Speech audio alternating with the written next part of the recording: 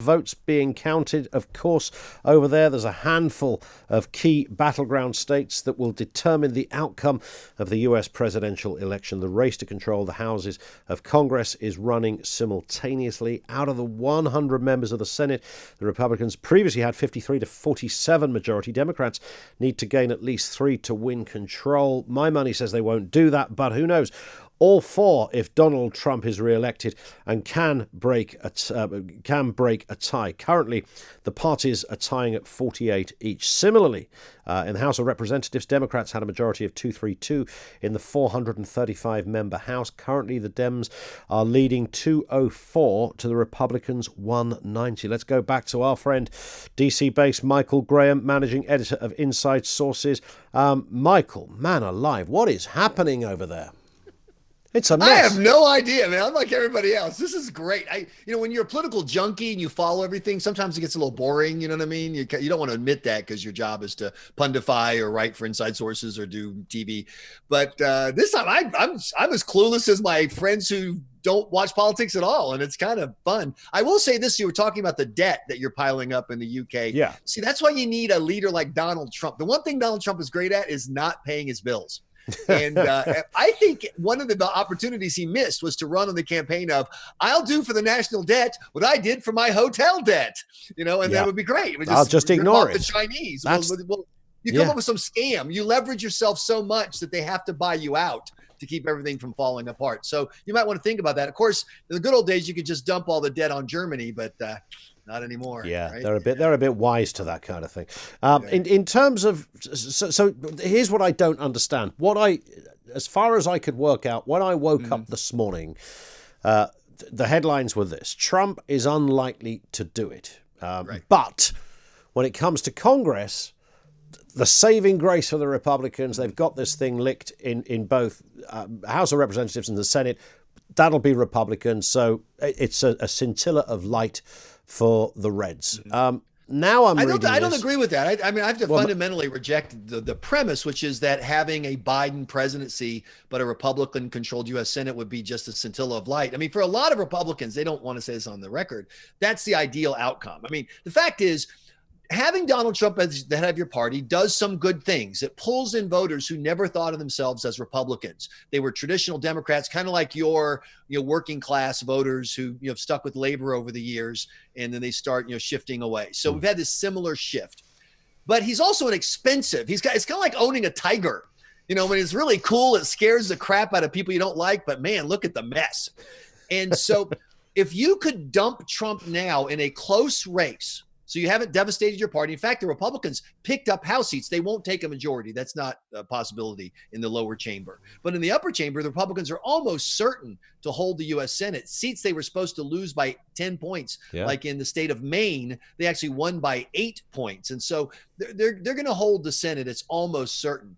You could end up with a weak Joe Biden who won a narrow victory over someone that most Democrats think was the worst candidate ever. So obviously Biden can barely beat the equivalent of a girls flag football team. He's not a great player.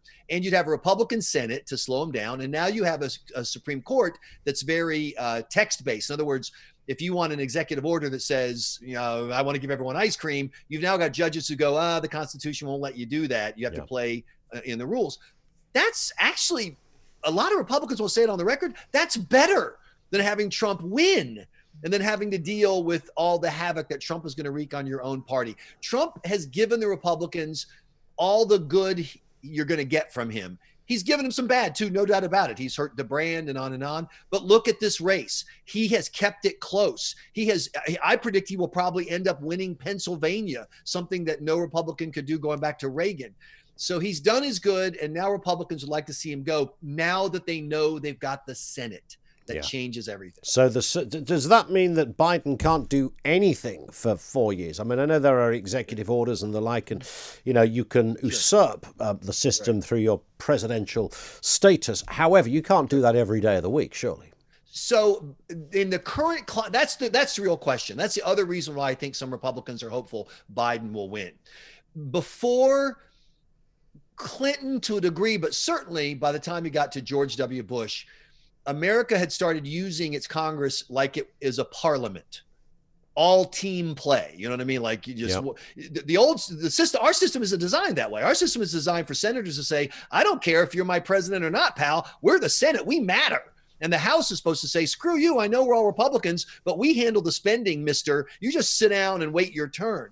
Instead, what's happened, particularly, I think, like I said, during the Bush years, Republicans basically said, "I'm going to give up our power in the legislature so we can be on the Republican team." Then Obama came and it got even worse. All Democrat team. The Democrats actually went for 1,000 days without passing a budget to protect Obama from having to deal with money problems. And of course, under Trump, it's just continued. It would be, I think we have the opportunity, because Biden's is kind of this old school guy and he's not all there, whatever. You could have an old school guy like Mitch McConnell who runs the Republican Senate, and they could actually say, you know what, okay, let's do some stuff we can actually do. We know we need to do some infrastructure fixing, bridges and roads. That's easy. Let's do that. We got some election problems, obviously, around the country. Let's do some reasonable fixes on that. Let's do something in immigration that has simultaneously a wall and enforcement, but also has an amnesty plan for the people already here. The theory that could happen on paper. The question is whether the other forces, the angry progressives, the hardcore Trump supporters, et cetera, if they can disrupt the system. But you can definitely do something across parties in the American system. You don't have to have one party government. Bill Clinton did welfare reform. Newt Gingrich, evil Republican Newt Gingrich, was his partner on welfare reform. It can happen. Sure. It's interesting because Mitch McConnell, I was looking at him, the most interesting man to come out of Kentucky since Colonel Sanders, I think we could reasonably say. You know, is this guy will he enjoy that status? Because that gives him a kind of, perceived or otherwise, that's a power base. Look, McConnell is one of those things that America doesn't have enough of anymore, which is politicians, not loudmouth blowhard talk hosts types like me. You're right. He's a proper politician. Politics is a thing. You know, this is what frustrates me. I'm a Tea Partier guy. I wrote a book about the Tea Party. It frustrated me the Tea Party's wanted to throw all the politicians out. I'm like, guys, the game is politics. You need to learn the game. You can't, the game's not going away.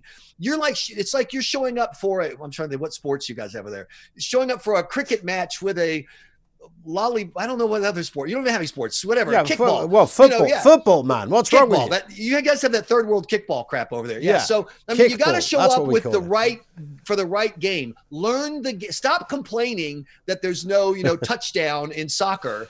Learn soccer. I can't believe I said that phrase because no one in America wants to ever learn soccer, but learn soccer.